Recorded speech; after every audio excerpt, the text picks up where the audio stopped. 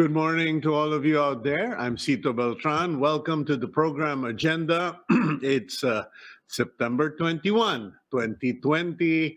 And for those of you who have no recollection or no connection to the date, September 21, 1972, approximately 48 years ago, or was it 48 or I think, yeah, it's 48 years ago when a guy named Ferdinand Edralin Marcos, President of the Republic of the Philippines, declared martial law in the entire 7,100 islands and ruined our lives for the succeeding decades. In any case, that is the date we remember. We do not celebrate it. We commemorate it because it is a date where all our freedoms were taken away, and when Congress actually got shut down, the Senate got shut down. But for the record, September 21 was just the official announcement. September 19, Friday, I remember because I was, I think, about 16 years old back then. It was Friday when we found out that the president had instituted martial law. September 19, the Metropolitan Command, had swooped down all of the houses, offices of the opposition. Bago pa lang dineklara yung martial law, tumira na si Marcos. So in effect, by the time he declared it, there was no Congress to oppose him. There was no Senate to oppose him. There were no oppositions. They were all billeted, booked, maybe definitely not comfortably, at the Camp Crame Hilton with the General Manager Fidel Valdez Ramos. Medyo pinagsisihan nila yon, sila ni Enrile. Well, I know Ramos did. I don't know about Enrile. But in any case, they were the opposition was billeted either at the Hilton, Crame Hilton, or the Bonifacio Stockades at yun po, no? And that is all now part of history. Mabuti na lang tayong mga Pilipino nakaka-move on kahit po papano. Of course, there's still a few of us who will always remember. We may be able to forgive, but we will not forget, because remembering these things always also makes us vigilant. In any case, today is a Monday, September 21, as I said, and we're going to have quite an interesting lineup. We will have Dr. Jaime Galvez-Tan, convenor of the movement Concerned Doctors and Citizens of the Philippines. He's a former health secretary, and sila po yung nagpupush. They are pushing for the lifting of all quarantine restrictions, and they reportedly have up to, at the moment, 5,000 people behind that movement and growing. We will also, in response to one of our viewers, particularly Aliana, he is asking, Kuya Cito, could you please check on what's happening with the car industry, with cars, because banks are allegedly, reportedly, repossessing vehicles left and right from people who are unable to pay. Medyo, I find that illogical right now, because you are just getting, we Filipinos have this saying, kumuha ka ng baton, pinukpok mo sa ulo mo. You are grabbing a piece of stone to whack yourself with, because in effect, if the owner or the person who got the car can't pay for the car, and then you just repossess the car for security, after a while, how many parking lots do the banks have? So we will talk to Campi, President, Chamber of the Automotive Manufacturers of the Philippines, Inc., Campi, Attorney Rommel Gutierrez, para mabigyan tayo so he can give us a better understanding of the situation. And we will also try to speak with Attorney Tony Viña. He's a political analyst, former dean of the Ateneo School of Government, also a regular on agenda, because aside from the fact that today is September 21, not many of you actually picked up on the fact, okay, or the announcement from Malacanang that they have extended the state of calamity. Itong ating pandemic dito sa Pilipinas, you have to excuse me, I'm having a runny nose again because of all the dust. Itong hirap po ng trabahong nagko-construction. In any case, not many people paid attention to the fact that Malacanang had extended the state of calamity, yung tungkol sa COVID-19. Extended to September 2021. So in effect, it's going to be another whole year of like this, of quarantine, of emergency funds, of SAP funds, etc. I don't know. I'm not being accusatory or critical or whatever. I think we should be talking about this. We should really figure out, is it really going to be one more year or 12 months more of the last 6 months of quarantines, lockdowns, no traveling, limited business, etc.? Let's find out from Tony Viña, and hopefully if we can get other people to join in, it would even be more interested. Last but not the least, pakiusap ko lang po, no? In this time of pandemic, I am requesting our friends, our viewers, now is not the time to be ashamed to share your faith. Is not the time to be politically correct and be conscious, people might get offended, etc. I'm sorry. Me, I'm a born-again Christian. Me, I believe God. Jesus is my Savior. I'm going to stand by that, because the last thing I want for this country to experience is what some other modern countries are experiencing. They lost God. Now many of them are losing hope because they don't know what to do with the pandemic, okay? Having said that, I just want to give you an inspiration before we start the week. Kasi alam niyo po, may mga kaibigan akong sikat. Only after tragedy struck them, only after they lost a loved one, only after they lost their job or they got seriously ill, did they realize the importance of a relationship with God. Now, I have been this last week hearing a particular word, God, your Father. Now, for those of you out there who are real fathers, hindi lang po biological fathers, if you are a real father, a loving father, here's an exercise that you might want to do to motivate you and motivate your family.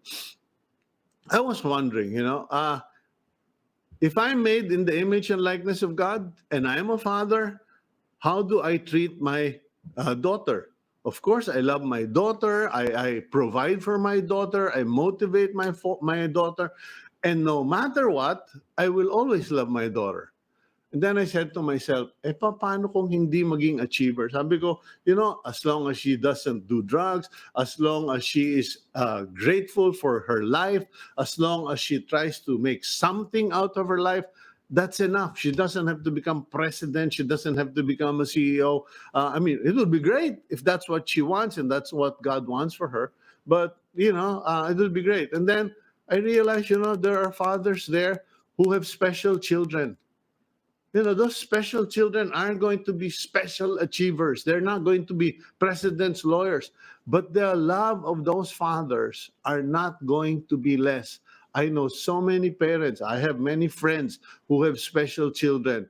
They love their special children even more than their regular children. So I just want to leave you with that part because I just want you to start the week with a thought. If you as a father can be that loving, if your earthly fathers can be that loving, how much more your heavenly Father. You don't have to be Superman. God's got it all. Okay, let's go to our news. Here are the stories from the front page of the Philippine Star.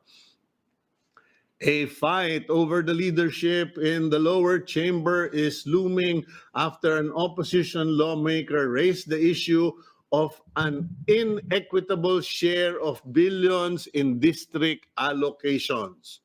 House Speaker Alan Peter Cayetano appears to have the advantage in these allocations, even if Marinduque Representative Lord Alan Velasco should be holding the reins of power next month, courtesy of their term sharing back in 2019. President Rodrigo Duterte's son, Deputy Speaker Paulo Polong Duterte, also confirmed rumors over the weekend that he would call for a move to declare all seats vacant today after the complaints of Negros Oriental Congressman Arnulfo Teves against the current leadership. However, there is also speculation that Polong himself would give a run for the speakership according to a Philippine Star source. Okay, comment ko po dito. Pera lang yan. It's all about the money. Because, at the end of the day, if some people get more, of course, some people will complain. But warning, careful, careful. Sabi nga ni Ate Ludes back in the 80s, kasi po, why am I saying warning, warning? The last time a handful of congressmen pulled this stunt, okay, they found themselves in a corner with nothing, okay? Practically stripped of their positions except for being congressman. Well, of course, who's going to touch Polong Duterte? Baka dumanak na dyan ang politika. Hindi po dugo, politika. But in any case, frankly, it's all about money. And as the saying goes, if your word is worth spit, then you can swallow your word because you have no honor, you have no integrity. Yun po yung usapan dyan eh. Usapan term sharing. Now, I don't know about competency. Alan Peter Cayetano might be more competent leader, might be more well-received by others.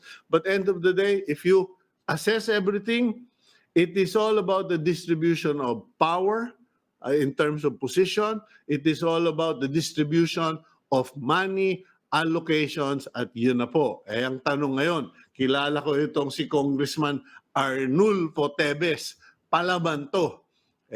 Lalaban ka ba based on principle or porsyento? Tinatanong ko lang. Kasi baka dihado lang kayo sa hatian diyan kayo pumapalag. In any case, we'll find out. Next. Today is September 21st, and I've said that. And on the same day, 1972, then President Ferdinand Marcos declared martial law over the country, which spawned a dark time in the Philippines with a series of human rights abuses.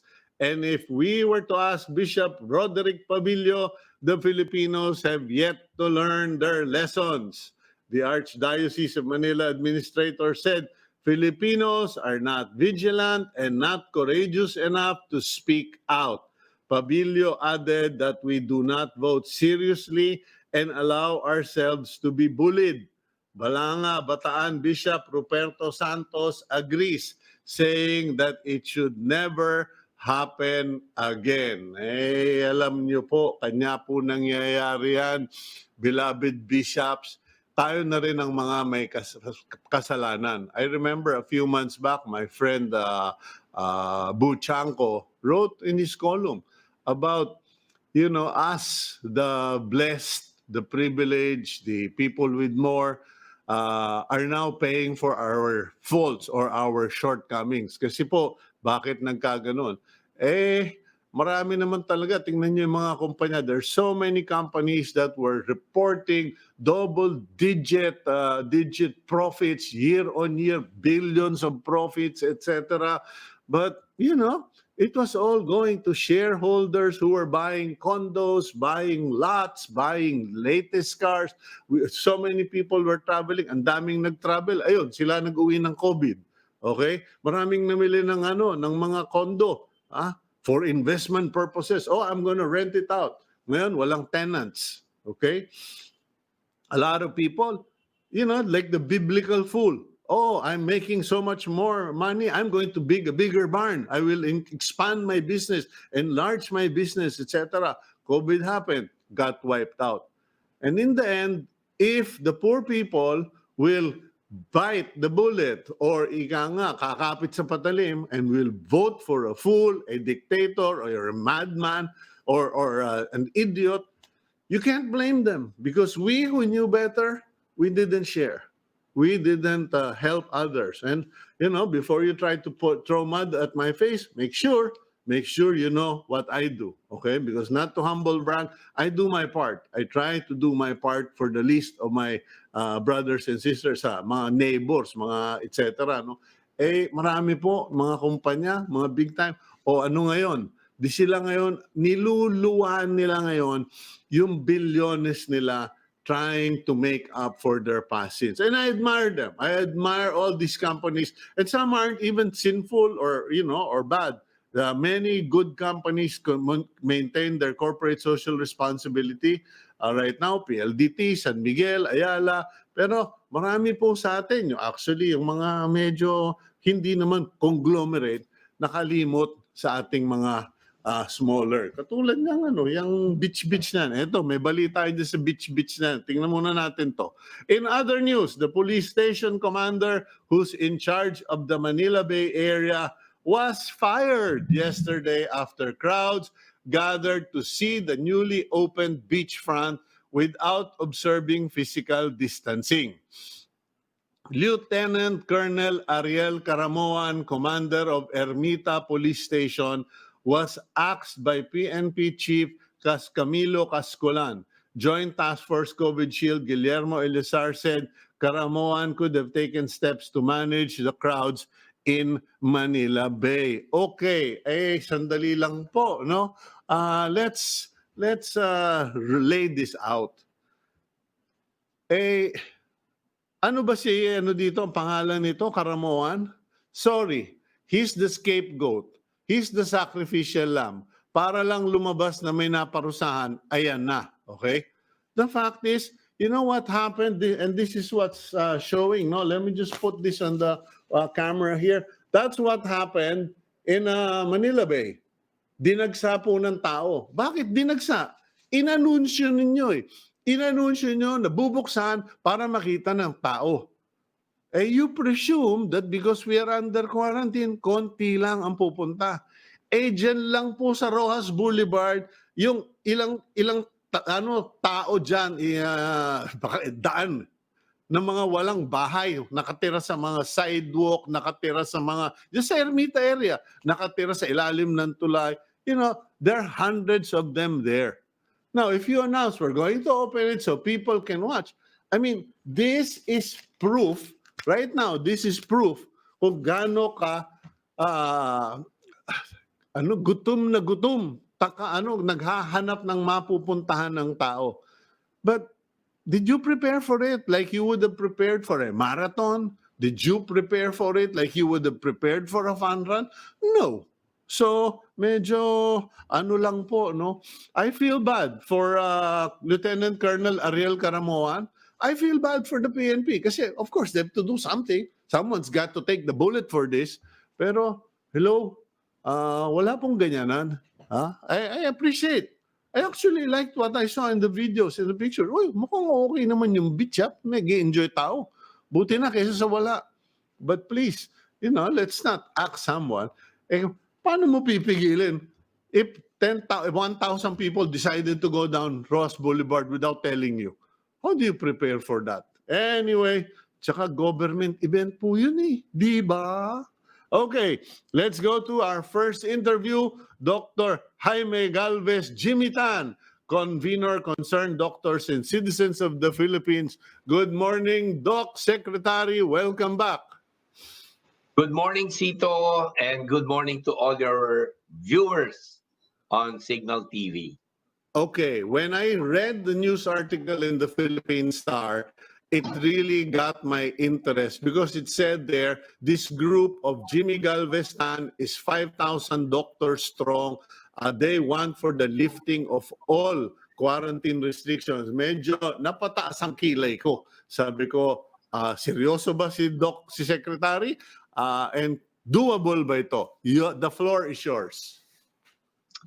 Yes, Cito, with already 7 months, nearly 7 months of the lockdown, we have learned a lot from what we knew of COVID-19 in March. For example, yes, we know it is a very contagious disease.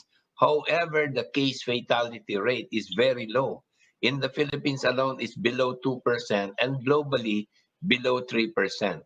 So which means, while indeed contagious, it's not as fatal as SARS or Ebola or even the bird flu or H1N1. So this is one thing. The other one is, on one hand, more hunger among Filipinos, millions of jobs already being lost.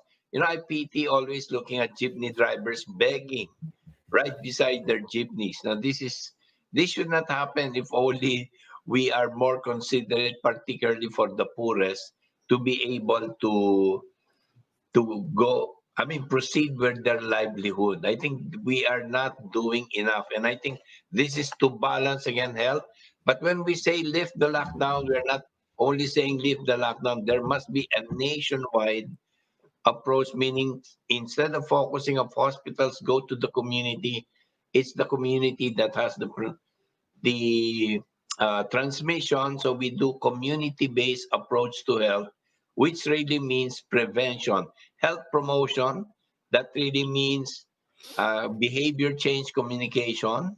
That really means maintenance of health and wellness. And so that is the reason behind the new science, that there are more things that we know now, more facts, more science, but at the same time, we're not taking care on the science side of the poor, those without jobs, and those that are hungry. Okay, let's start with the news article. Kasi doon sa news article, I think nagpa-press conference kayo. And one of your associates mentioned that yung bang prophylaxis, kumbaga someone had mentioned that COVID-19 can be managed by taking certain medicines that to this day have been labeled as, well, controversial. Yung bang ano, yung para sa malaria, ano ba yun? Hydroxychloroquine. Now, can you just elaborate on that point? First, can we do Yeah. preventive medicine? I think what the whole press, what I would say, focused on was that. But actually, what we are focusing on are very simple tips. I call them prescriptions without cost. For example, Mhm. media and the national government has not played up the role of immune boosters like sleeping for 8 hours in total darkness, exercise for 30 minutes to 1 hour, sunshine alone to get the Mm. vitamin D that will boost our immunity, eating a lot of fruits and vegetables and beans and nuts that are rich in vitamin A, vitamin C, and Mhm. even zinc.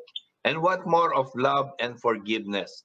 What more of repentance and Mm. being still and praying? I mean, these are concrete immune boosters proven already by science. And this is the protocol that we're talking about, the protocol of health prevention, health promotion, and maintenance of health. Now, let me clarify that this is really what the protocol is all about. I belong Okay. to a foundation called Health Futures, and we are doing precisely this community-based approach in South Cotabato, in the three provinces of Samar, Batangas, and Palawan.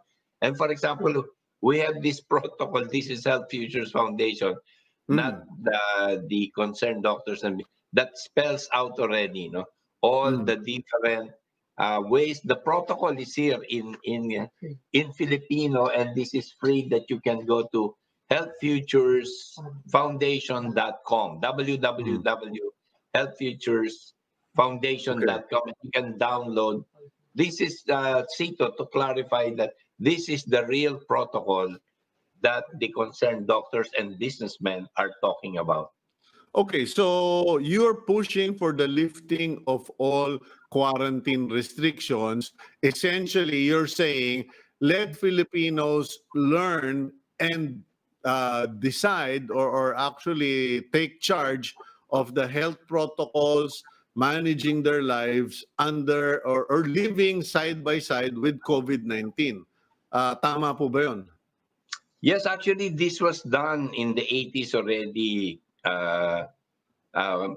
Cito, no, the community-based approach to health, and it was very, very successful and even evaluated globally that this is the right approach. However, we seem to have forgotten, just like the lessons of martial law, we have not really uh, learned lessons from martial law, and let us learn lesson from this. It's a nationwide approach to health promotion, to, as I said again, health prevention.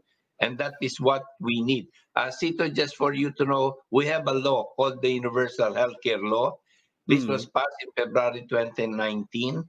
The implementing rules and regulations already signed and agreed upon by multi-agencies in October 2019. It will be October already next month, and still we have not implemented universal healthcare. And in universal healthcare, again, very, very strong recommendation or even implementation rules on health promotion.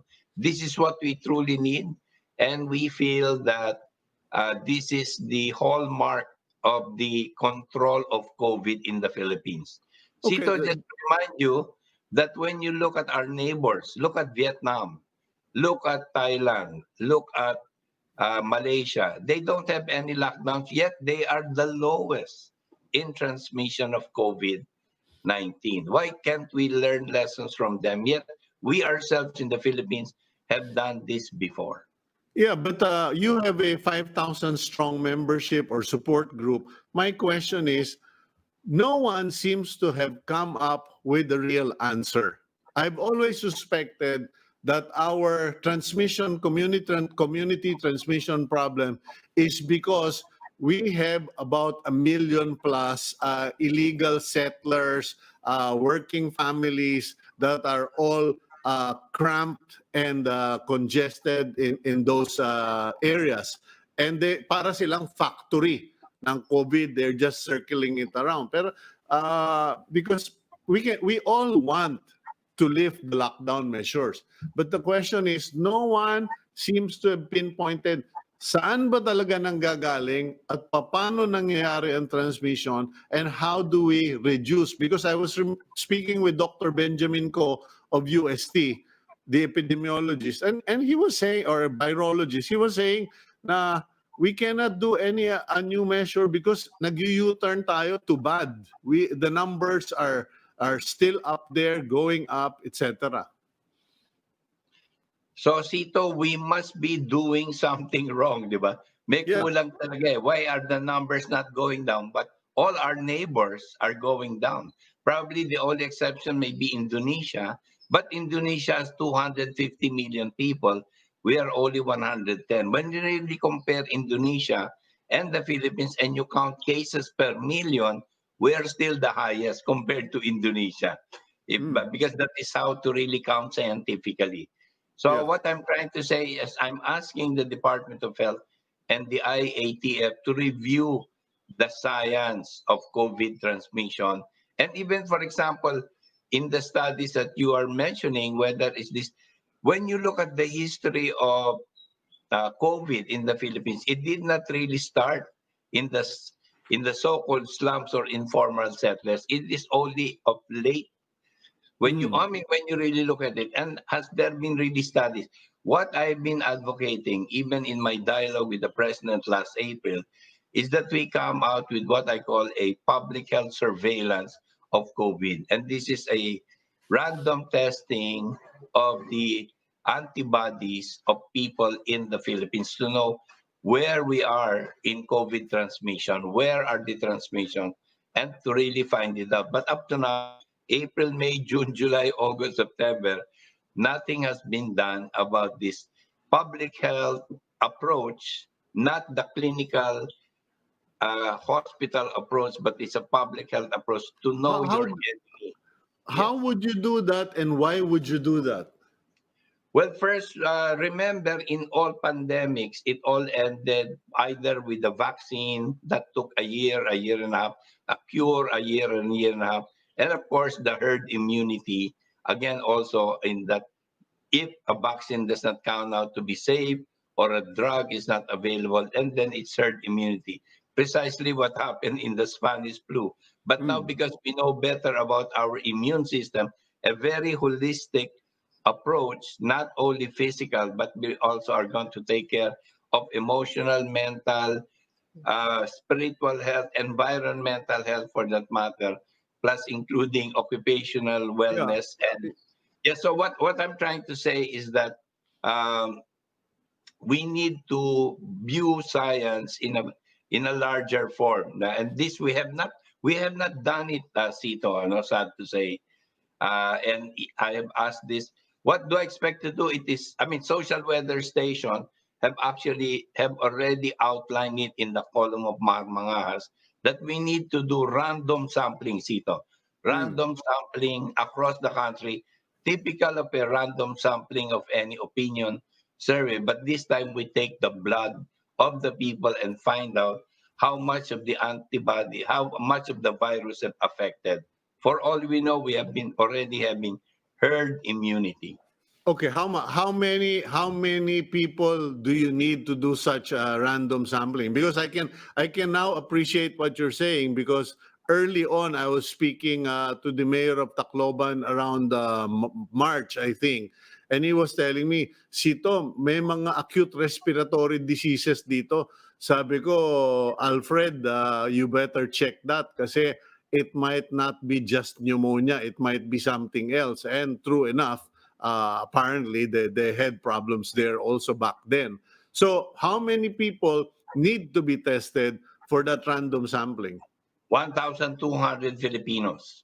Lang, only. Yes, that's a Okay. scientific statistics studies, and it has been done all the while. Now, even the opinion surveys only consist of 1,200 people to be surveyed to find Mm. out the opinion of the country, and this is the same for a random sampling test of the COVID-19 virus in the Philippines. Okay, so you're going to get 1,200 test results, and then what will you do with those tests or those results? It is subjected to scientific statistical analysis and to find out where are really the COVID infections right now. And as I said, how much has it infected the Filipinos? Okay, I think UP is doing that currently, because I remember interviewing Dr. Salma, if I'm not mistaken, and she was saying that na-trace na nga nila na for March, or was it April, yung batch na yon ng mga COVID cases all came from that cruise ship. Yung primary source was from the cruise ship.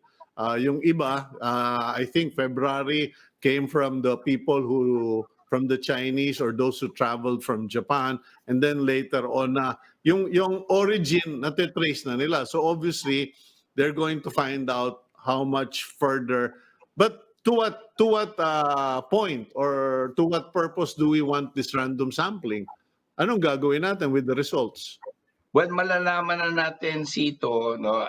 Definitely if you have a new information with you that is scientifically done, you will have, of course, you will now formulate strategies.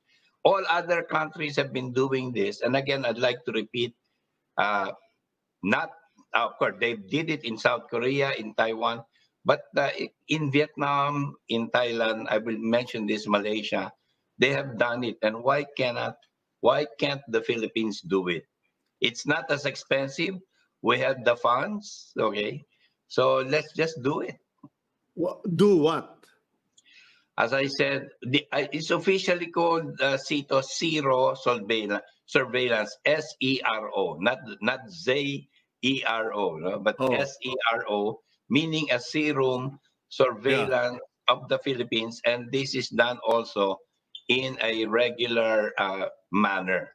Yeah, That, but to tell you Doc, the picture of the country. yeah, Yes. we talked about that earlier, Doc Jimmy. But ang tanong ko kasi is, based on what the government or the IATF is currently doing, what should they stop doing and start doing?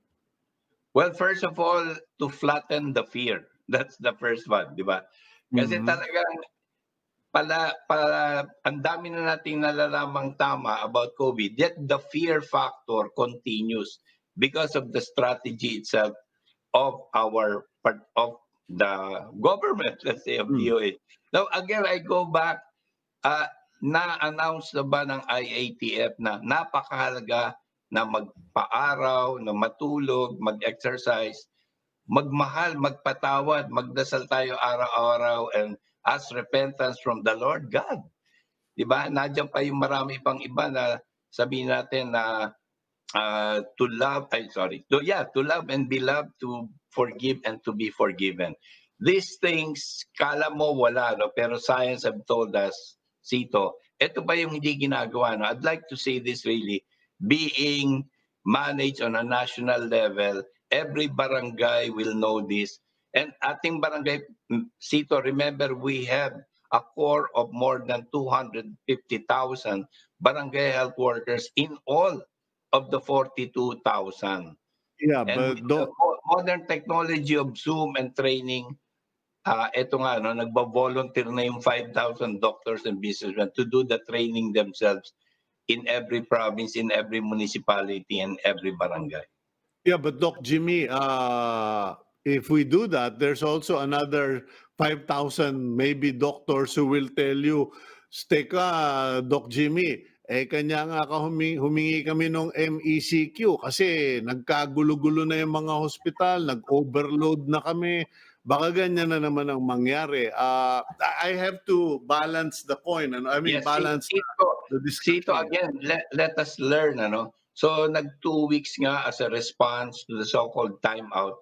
Pero bumaba ba ang COVID during those 2 weeks? Did we, You're up right. to now, did we control? Hindi, ba? So again, science will tell us, ginawa mo to, nag 2 weeks na in-enhance mo ang quarantine, pero dumami pa rin. So something must be wrong. You know? There must be another answer to all of this. Don't Okay, you think? Parang ikaw meron kang ginawang kala mo tama, pero on your evaluation 2 weeks after, wala hmm. pa rin pala nangyayari, di ba? So something is wrong somewhere, and we have to devise new ways and strategies, particularly also proven by other countries. Okay, you're right about that. We assume that the rate of sabi nila yung of infection bumababa, pero according to some bumabalik na naman.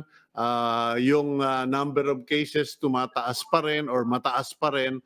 So obviously something is not working. What Yes. else? What else can the government do? Kasi alam nyo, mahirap naman na puro tayo sita o puna, but we need concrete ideas.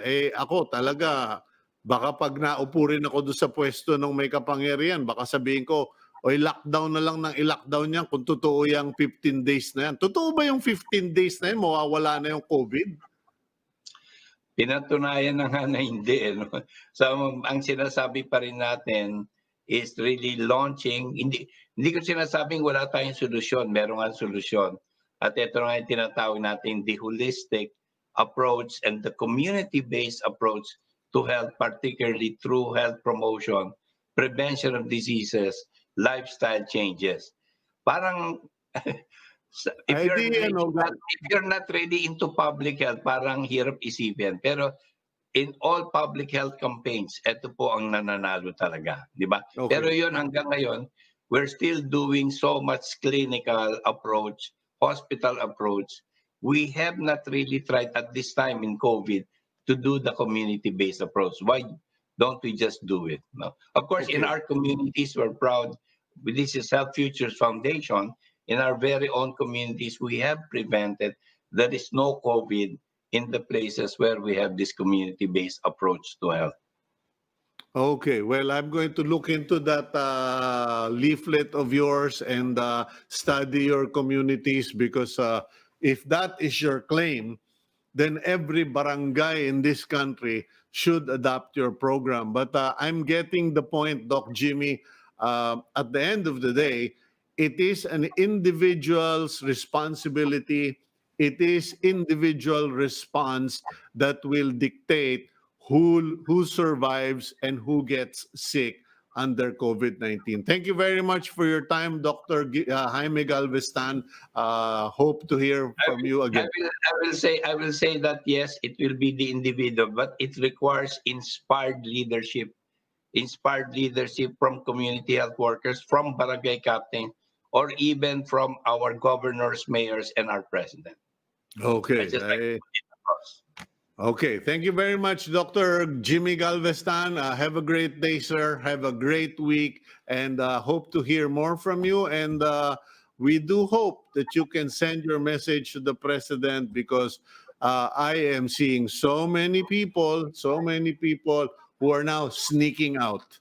And I heard that we have been invited to the IATF this week, and I hope that will happen. Okay. Thank you very much, Dr. Jimmy.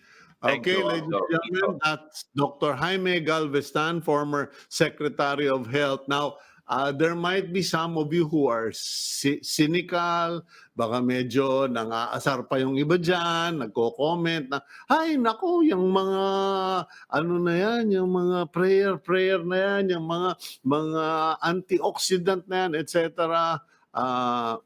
Sorry po, no? I have lost 20 pounds. I am working really hard. I am doing full shifts, construction, houseboy, kusinero, planchador, labandero. Mag-isa lang ako dito sa bahay, and I'm doing my job. And it's all because I'm taking all the right stuff. And I do hope, and finally, at the end of the day, sinasabi ko rin, end of the day, if God calls you, He calls you. I know, brothers, okay, real story po ito, just last month, real story. We've been praying for one guy who needs a kidney transfer.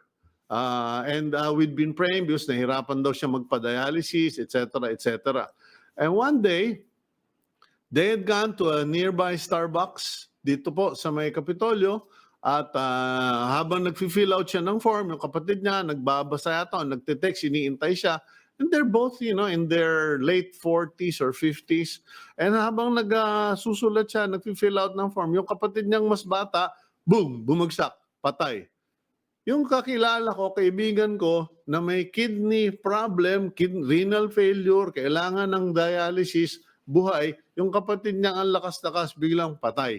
Hindi po COVID, inatake sa puso. So, at the end of the day, all we have to do is exercise. Huwag po kayong tataba. Take all of the vitamins, the nutrients that will help, have a good food, and be prayerful. Because you can do all the exercise, you can do all the preventive management. Akala mo, walang tatamang COVID dito. Biglang tinamaan ka ng kidlat. May kakilala ko, si Alex Haleco, nag-google, tinamaan ng kidlat. Tumama yung kidlat sa puno, tumama sa kadi, tumama sa kanya. Yung puno patay, yung kadi patay siya, buhay pa up to this day.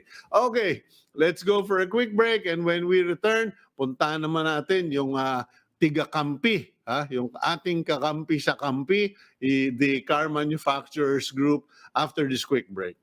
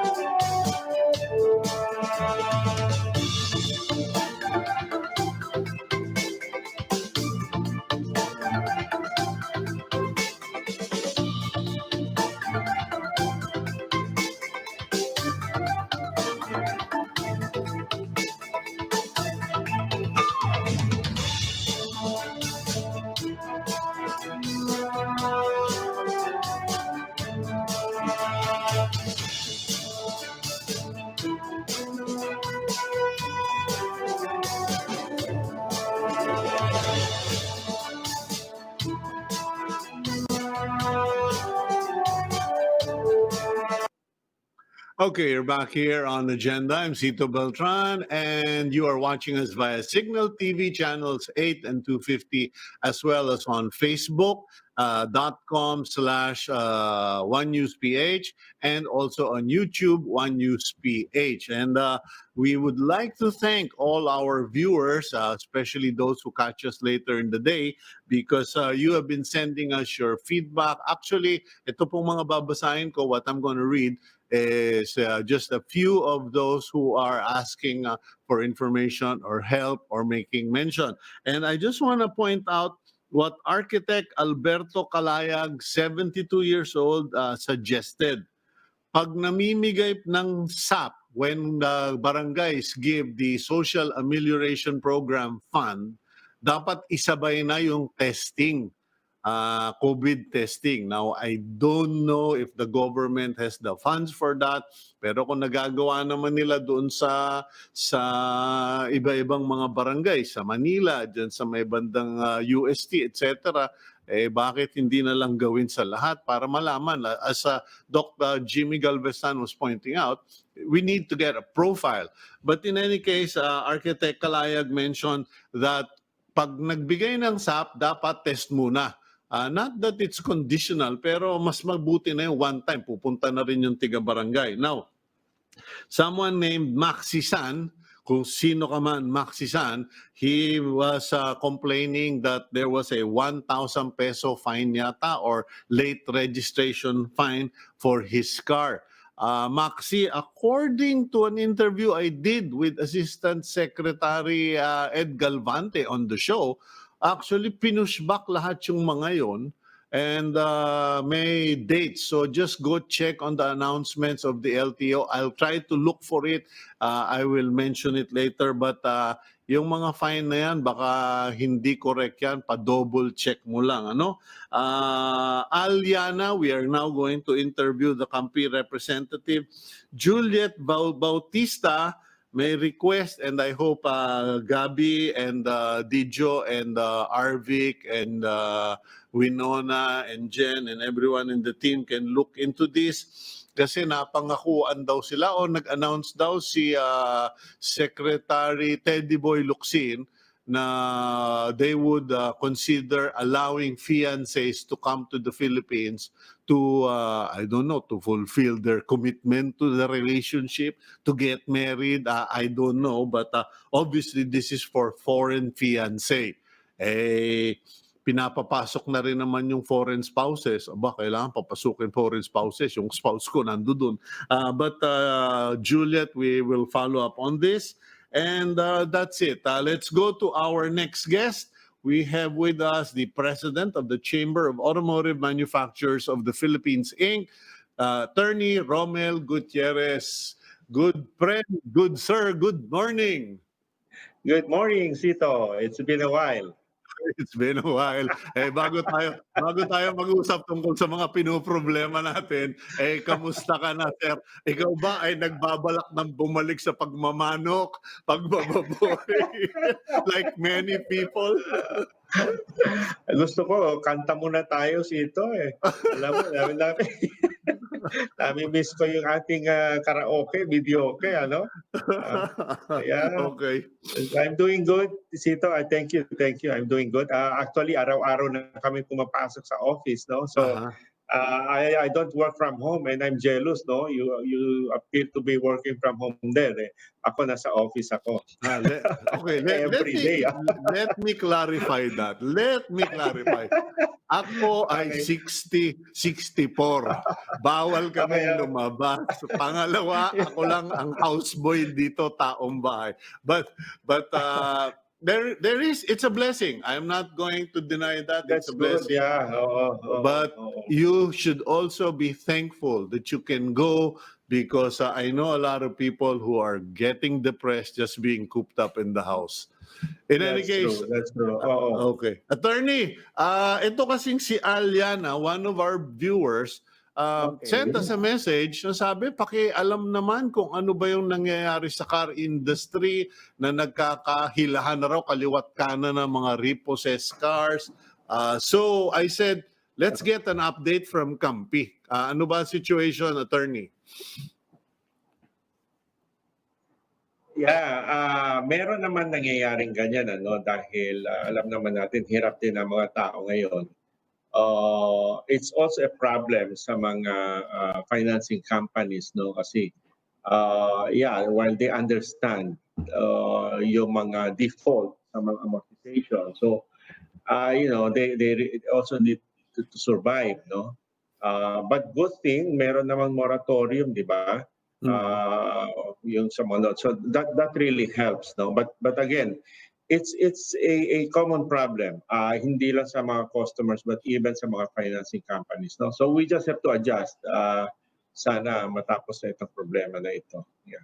Okay, what is the situation with banks? Because I spoke to a representative of another brand and he confidentially shared with me, Kuyang, we are receiving reports of delays from banks processing applications for car loans. Dati daw, 5-5, mabilis pa sa alas 4. Pero ngayon ay gumagapang daw yung loan processing and a lot of Filipinos are having a hard time because syempre nga naman walang provincial buses, walang jeepneys, walang masakyan and people are finally making that big jump into buying a car. Yeah, yeah. Oh, ano lang 'yan, siguro transition din 'yan ano kasi medyo cautious din ang mga bangko ngayon given the current situation, no. Ah, you know, kailangan din ma-survive, kailangan din yung sustainability ng mga bangko. So, Mhm. I think cautious lang sila in approving car loans. But definitely, no, even our financing companies, they really want to approve, no? Kasi we need, to push sales. Take note, yung percentage ng financing through bank loans and financing of car sales is about 60 to 70%, no? So Yeah. that's a lot. Oo. So, medyo ano lang, medyo in-strain lang talaga ngayon and cautious kasi, yeah, given the current situation. But rest assured, it will still be financing that will boost sales, no? Mhm. Given that it accounts for 60 to 70% of car sales, no? So we cannot disregard that. We should be helping one another. Yeah. Okay, now is this a good time to buy cars? Meron bang mga special pricing sales? Because I know that as manufacturer, dalawa lang naman yata kayong manufacturer sa Pilipinas. Ilan ba kayong nagmamanufacture sa Pilipinas actually? Ay, ano pa naman, Mitsubishi, Toyota, of course, Isuzu, nandiyan pa. No, Honda, Okay. meron pa rin naman. Oo, yeah. Meron pa ang Honda kasi Oo. I got the wrong impression na tinigil na nila, puro na lang na Yeah, imported. sorry. Meron pa silang mga parts and exports, no? Parts and components exports, yung kanilang yeah, they stopped recently, no? Pero medyo paubos na rin. But still our manufacturing is here, no? Hmm. Toyota is Isuzu, nandito pa rin, yeah. Okay, honest question to, no? Although I was once an active motoring journalist, hindi ko na alam ang situation ngayon. Honest question. You have Yes. manufacturing facilities in the Philippines, Toyota, Mitsubishi, Isuzu. So obviously you need to use those facilities. Those facilities need to be productive. Are you still maintaining production capacities or gaano ba kalaki ang nabawasan sa production? Kasi siyempre, di ka naman pwedeng produce na wala namang bumibili o bumaba yung benta. With lower sales, you can't just keep producing those same cars. Yes. Oo. Well, in the case of Toyota, actually, magto-two shift na kami, no? Mm. Uh, ang normal operation namin is two shift. Of course, during the ECQ, MCQ, in quarantine, until lately, naka one shift lang kami. Okay, so Mhm. now, we are confident that market is getting back. That's why magto-two shift na kami this month or even yeah as soon as possible. But we are already scheduled to go on two shift. Okay, I noticed that before COVID-19, the members of Kampi were pushing for SUVs, or sabi nila that's the Asian trend, SUVs. But now that COVID-19, a lot of entrepreneurs have surfaced, a lot of big companies are kind of scaling down. Ano na ba ang model vehicle ngayon? SUV pa rin ba o pick-up na rin tayo like Thailand? Yeah, I think with the pandemic, no, we saw a rise in sales as far as entry level, yung mga small passenger cars are concerned, no. Mhm. So you could see that transport is really important, especially at this time.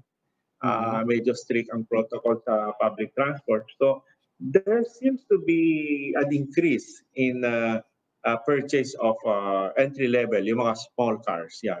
But of course, Okay. nandiyan pa rin yung mga SUV and commercial vehicles natin, yeah. Mhm. In fact, Toyota just launched yung Hilux, no, last Yeah. week, no? Mhm. Oo. Okay, I recently heard, kaya medyo, ako magagalit yung mga ibang members mo nito. Bakit mas madalas ang usapan sa Toyota? Eh kasi kayo naman yung nababasa ko sa dyaryo eh. Meron kayong pinupush na, may pinupush kayo yung CARS program. Oo. Ano ba yun? Di ba dati ng programa yan ng Kampi and DTI? Yeah, itong CARS program, ano to open to all participants, no?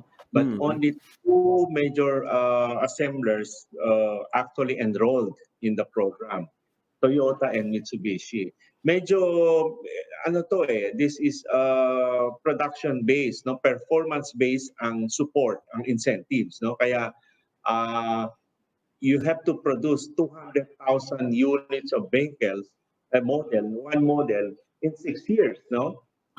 It's a challenge. So it's a challenge. Plus, of course, you have to invest on localization, yung local parts production, no? So, pumasok ang Toyota and Mitsubishi there, no? So, we committed to produce 200,000 vehicles in a span of 6 years. That's the program period. Ngayon, of course, pinag-usapan ngayon yan kasi baksak ang sales eh.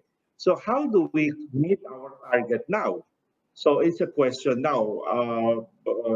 Even government understands that, no? Kaya pinag-usapan yan. Oo, that's the issue there. How we be able to comply with the requirements of the program. Okay. How drastically did COVID pandemic affect the targets of those programs? Kasi 6 years, 200,000. Eh biglang in the last 6 months, 0-0 tayo dahil walang makagalaw. Well, actually, hindi lang yung pandemic, no? Because as early as itong program na ito, 2017, 2018 pa. If you take note, right after the implementation of the program, pinasa yung new excise tax law, di ba? Yeah. Medyo presyo doon and affected doon yung enrolled models kasi nasa ito may category yan yung may bracket sa excise tax. So doon pa lang tinamaan na yung performance ng CARS program participants, no? And of course, even before the pandemic, just this year, meron tayo yung Taal Lake, yung Taal volcano eruption, di ba? Tinamaan din yun eh. Oo, so baksak ang sales. But of course, itong pandemic is really the one that really hit hard, no? And actually, the industry to project a 40% decline in total sales for the year, no? So it's a big impact. It's not easy to we should say recover to pre-pandemic period. No? Okay. So mabigat ito. Yeah. Medyo nahilo ko dun sa sa binigay mong statistics, 40% decline in sales for the whole year for the whole industry. Now, the question is, what is the impact in terms of dealer investments, in terms of employees, jobs, etc.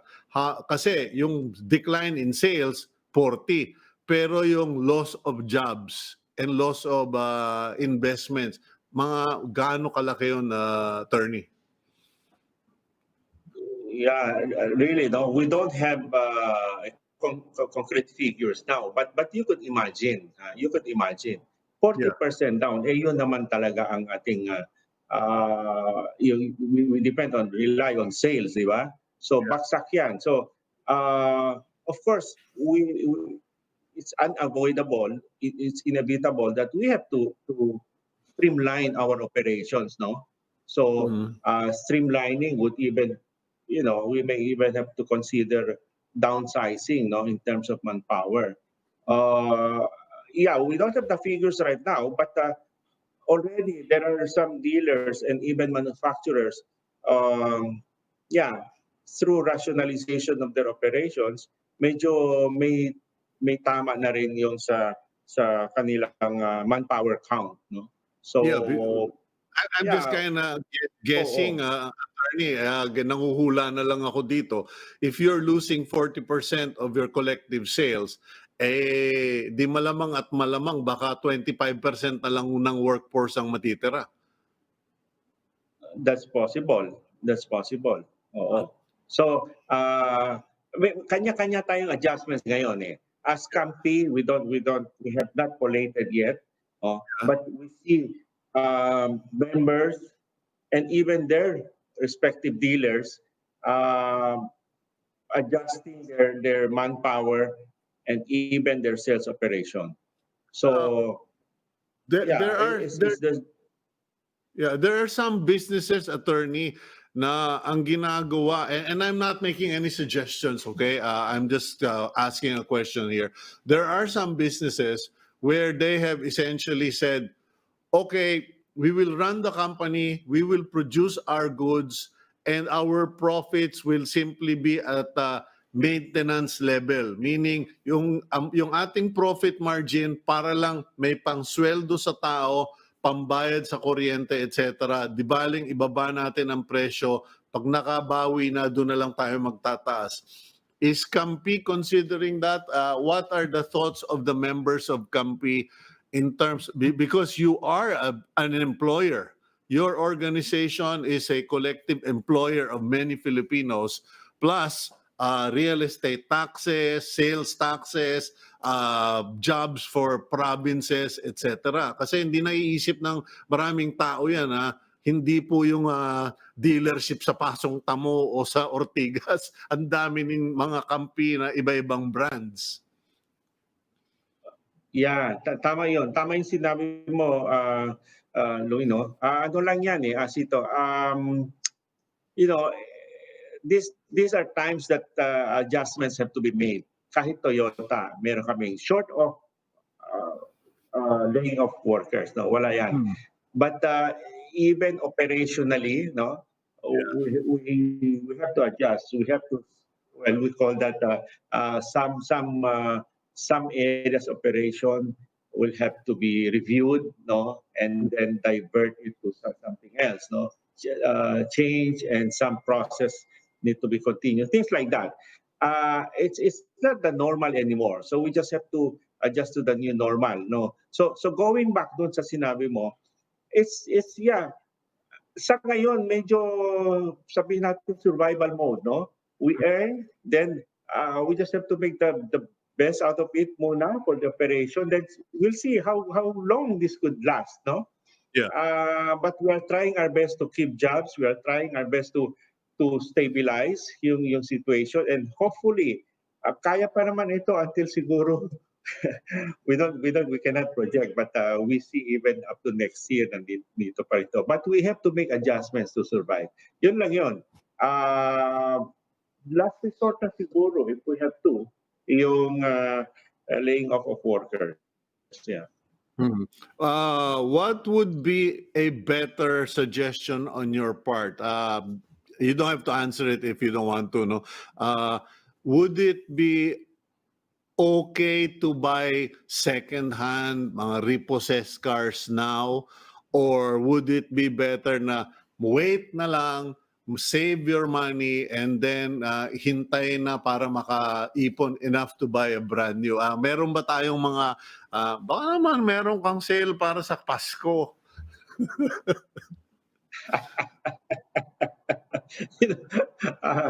You know, maganda ito yung mga yung mga repossessed cars have to go.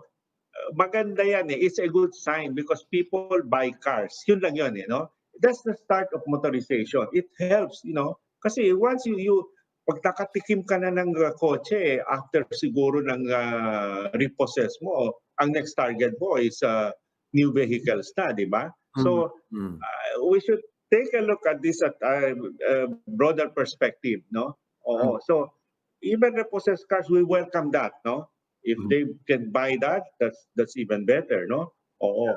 Because eventually that will translate to sales of brand new vehicles. Okay. Well, any last message or suggestion, advice sa mga viewers natin, lalo na yan dyan sa... kayo ba meron kayong mga parang outlet for those repossessed vehicles? May sister company ba kayo niyan or something? Yeah. In the case of Toyota, meron kaming Toyota Financial Service, no? Okay. Sila yung nagre-repossess. Oo. Yan. But even some of our dealers, no, even other brands dealers, they have yung tinatawag natin na yung repossess, no. You can go to the dealers and they have the pre-owned. Oo. Pwede nila they can offer you competitive price, no. It's a used car pero talagang dumaan, pinasa sa thorough check by the dealers themselves, no? Okay. Well, thank you very much, Attorney Rommel, and we wish you more power, more good fortune, and makabawi na sana tayong lahat because we are collectively in this. Yeah.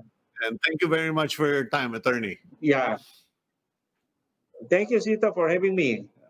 See you soon, hopefully. Thank you. Okay. That's Attorney Rommel Gutierrez, Presidente po ng Chamber of Automotive Manufacturers of the Philippines, Inc. And there, there's you heard it all, and it's good to know that fighting spirit pa rin tayo because we're all in it. Don't pray for one industry to go down and the other industry. Sabi nga ni Jack Ma, respect, Jack Ma, Alibaba, okay? Respect your competitor. We'll go for a quick break, and when we return, alamin natin kay Professor Tony Viña, attorney, former dean of Ateneo School of Government, what are his thoughts and ideas regarding this one-year term of the new 1-year extension of our state of calamity. We'll go for a quick break. Please stay with us.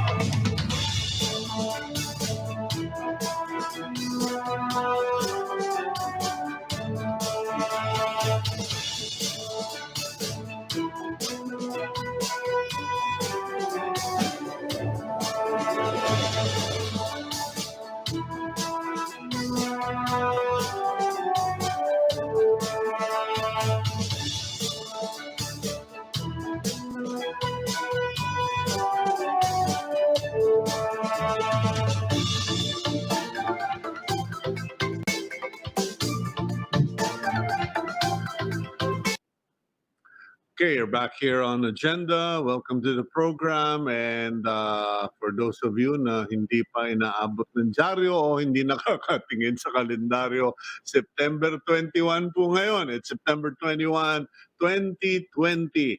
Now, our next guest will be speaking with us concerning the extension, a proclamation signed by President Duterte last Friday, extending the state of calamity from September up to September 12, 2021. Okay, ulitin ko po no kasi medyo na-off lang ako dun sa nabasa ko. President Duterte signed a proclamation extending the state of calamity that we are now under to September 12, 2021 due to the rising COVID-19 cases in the country.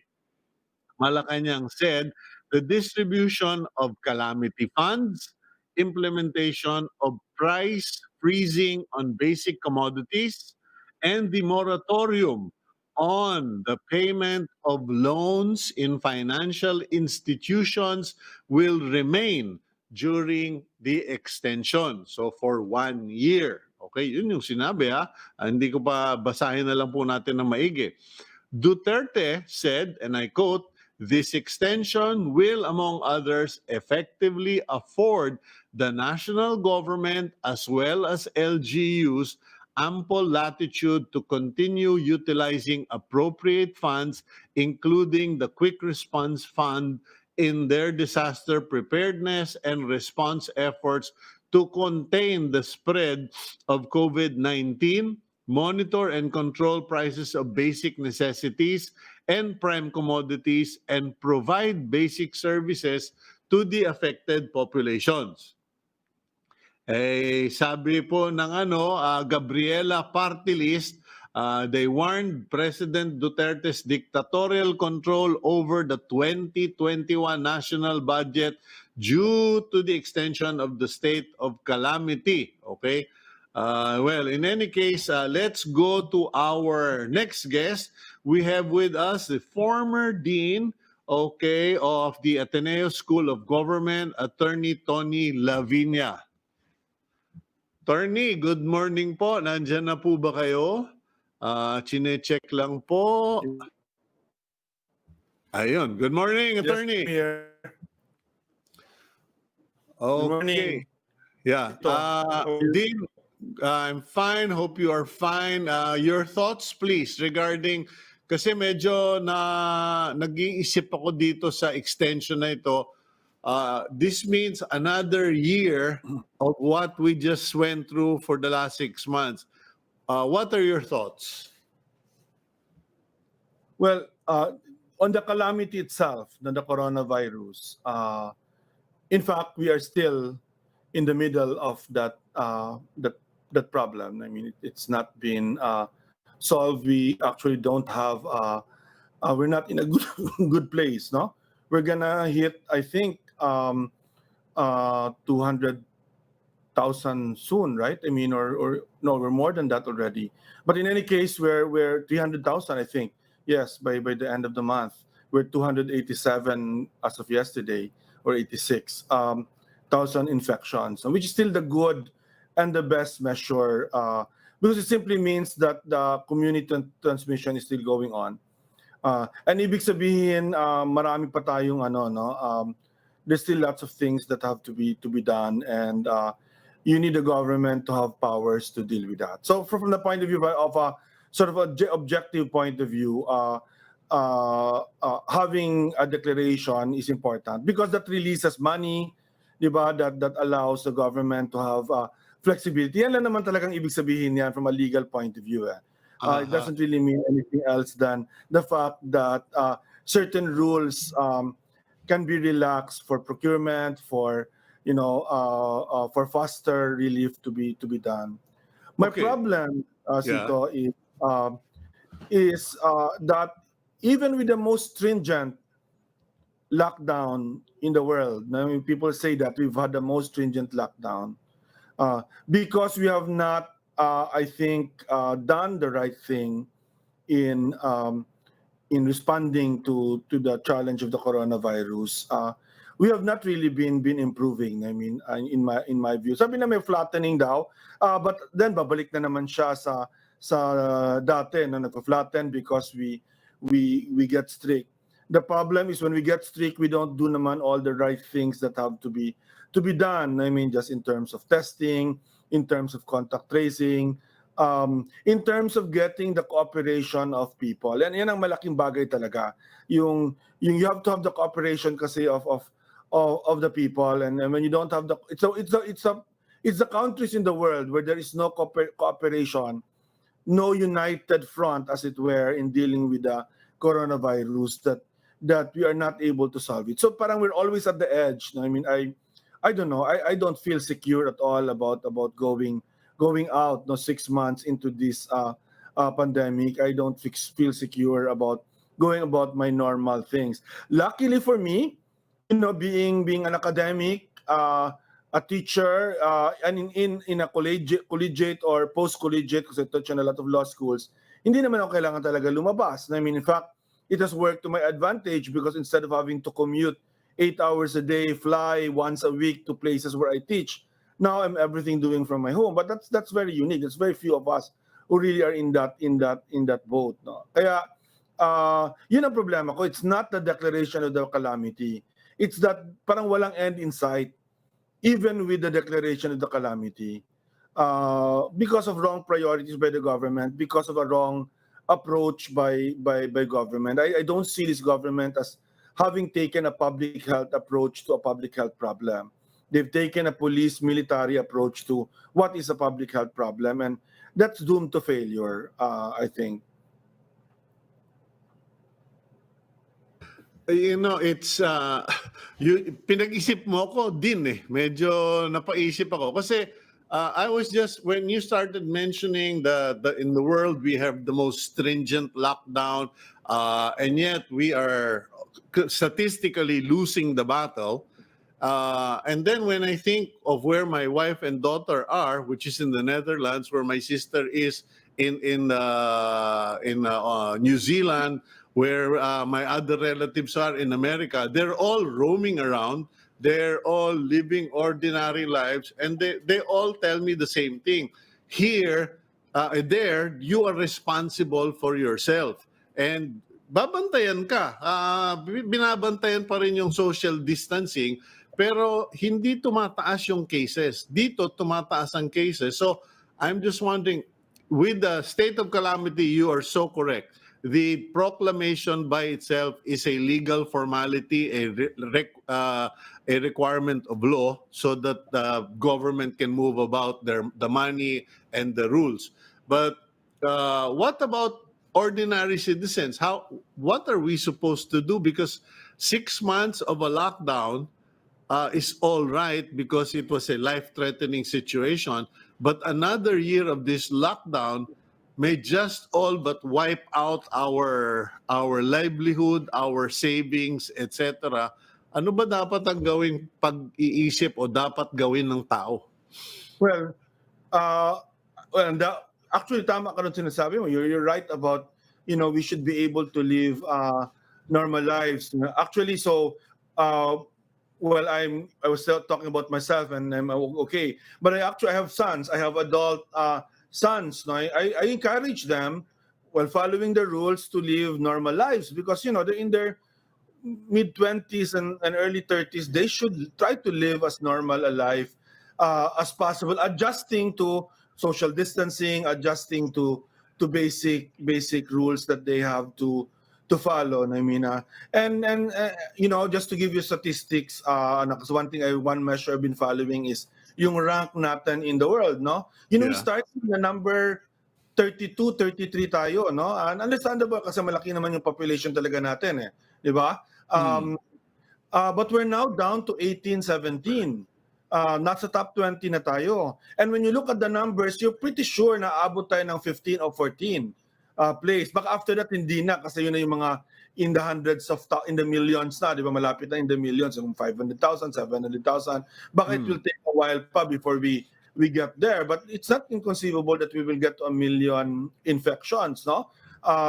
if not by the end of the year, by early years. So we're lucky kasi hindi masyadong malaki yung fatality rate natin, but definitely the more the infections increase, tataas yung fatality rate. So ang dapat kasing gawin, you accept the fact that this is your new normal. I don't even call it a new normal. It is your normal now. Di ba? Your normal now. And in fact, because I work on this field of pandemics and environment for many, many years already, 25 years na ako nagtrabaho sa field na ito, na binabantayan talaga namin ito, epidemic level at pandemic level, kasi link siya to environmental responsibility. But I know na this is not going to be the first pandemic for people that are in their 20s and 30s. Maybe tayo, baka one and only natin kasi the next one might be 20 or 30 years from now, di ba? But it's going to happen again, di ba? So you better adjust to this new way of living where you kind of have to live cleaner lives. It's not just sanitation, it's like also taking care of your health, di ba? So you don't have comorbidities. I mean, so you have to do all of that. You have to do all of that now. I mean, and I think kaya babalik ako doon, di ba? Kung ang instead of arresting people which has been a cause of infection in the police and in people, what the police should, and by the way, I always tell people, hindi that the police and the military should not get involved. Silang malaki sa bureaucracy at healthy naman sila, may equipment. Of course, they should involve, but under the direction of public health officials, not under the direction of generals. So for example, instead of arresting people, what they should be doing is just reminding people, diba? Is just giving out masks to people. Is just diba, enforcing things that are necessary, diba? Without kasi arrest is the worst thing you can do. And wala siyang walang deterrent effect. People are not afraid, di ba? Because they have to go out to eat. They want to go out to see their friends, di ba? I mean, especially young people, walang protest, walang deterrent yan. I know people, they will still go out. Maganda na nga yung protest kasi yung mga protesters usually, iniisip nila, di ba, yung kanilang safety. Paramount yan, pag nagpo-protest ka, since the Marcos years yan, paramount yan, kailangan ka vigilant, di ba? So medyo okay pa nga yun. But people go out because of that and you cannot convince them to stay home. But you can convince them, wear masks, stay limited places, not too many people, yung mga ganong klase na and people are compliant when you do that. But pag hinuhuli mo sila, yan ang guarantee na tataas ang infections. I'm noticing a pattern of a growing movement of people pushing back. Kasi I interviewed earlier si former Secretary of Health, Dr. Jaime Galvez-Tan. They now have a group of about 5,000 doctors daw and supporters who want all of the quarantine restrictions lifted. And then yung sabi mo, yung mga nagpro-protest, they're out there in the open, they're very conscious of the health protocols, but they're actually now being visible protesting. Now, what are your thoughts about this GCQ, MECQ? Kasi parang sabi ko, okay yan, I understand the logic, the concept, pero parang dun lang sa takot at sa mahirap na apply. Pero pag mga naka-sports car, naka-motorsiklo na mga napakakaganda, may SUV, pwedeng magbiyahe kahit saan, at in general, parang the system is they just look the other way. It's like a system where there is one rule for one group and another rule for another group, and now there is a pushback. Should we just get out of this GCQ, MGCQ, etc.? Well, of course, the IATF, being a science group, should really, or the IATF should listen to their scientists most of all. I mean, yung pinaka importante. But the scientists can only tell you, di ba, ano yung potential for infections given particular scenarios. Wala.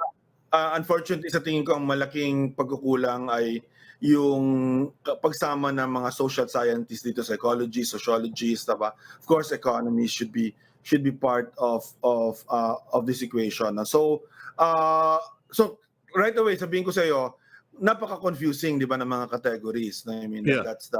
that's the ano kagad. I mean, and so that makes it very difficult to implement. And that's why sinasabi mo, nag-observe ka na it's implemented for one group of people, but lots of other people can actually go around it kasi the premise doesn't apply to them. I mean, so I think a simplified version of quarantine should just be done, di ba? Yung like in many parts of the Philippines, there's almost zero already. So why shouldn't then they go back to normal, di ba? And just allow them to live their normal lives. No, why should they suffer like the rest of and ang best practice naman talaga all over the world is localized lockdown. So you can have a stringent localized lockdown. Yeah. Diba, when you have hundreds infections of a place, parang premise doon again contact tracing. Kung wala ka naman contact tracing, wag na lang. Diba? Because papahirapan mo mga tao, hindi mo naman siya ma-solve yung problem. I mean, I think I'm glad that sila Dr. Galvez are pushing Dr. Tan are pushing this idea for the kasi public health experts din sila para mag-guide tayo. I mean, babalik ka dun sa sinabi mo na you should actually decide based on a set of guidelines, diba? What should be the best way to go around doing this, no? Okay. Otherwise, talagang you want, diba, the normal will be a very bad normal. Okay, thank you very much, Professor, Attorney, Dean, at I hope to see you in better times. And please stay safe, stay strong, stay healthy. Thank you po. Ika din. Okay, that's Attorney Professor Dean Tony Laviña, and yun po, no, he clarified the declaration is a legal requirement. Nandiyan na tayo, we support that. Normal po yun. Yung declaration for 1 year, baka realistically, it's an indicator that if you're hoping for a vaccine, that might be an indicator na huwag ka nang umasa. Baka after 2021 pa yung vaccine na yan aabot sa Pilipinas. In terms of what are the probabilities, we might end up with the same thing that we went through the last 6 months. Let's all pray that the IATF, President Duterte, and his cabinets would all just say, teka muna, time out. We're not doing this right, or we're going about this the wrong way. Kasi yun nga po yung sinasabi. Everyone is talking about going into, quarantine. Quarantine, you quarantine yung may sakit. Hindi mo po kina-quarantine yung walang sakit. Kasi pag kinwarantin mo pati yung walang sakit, magkakasakit. Ano naging sakit natin? May sakit sa ulo, may sakit sa utak, may sakit sa puso, etc., etc. So in any case, we clarify that. Let's just all pray for government, the administration, for all the experts to just come together and create a new team. Let's create the power team. Yung wala ng ego, wala ng sama ng loob, wala ng politika. Let's just come together and maybe bring people together in a room and let's move forward. Because we need to move forward. All our lives and the future of our children are at stake. Thank you very much. I'm Cito Beltran, and that's been today's agenda.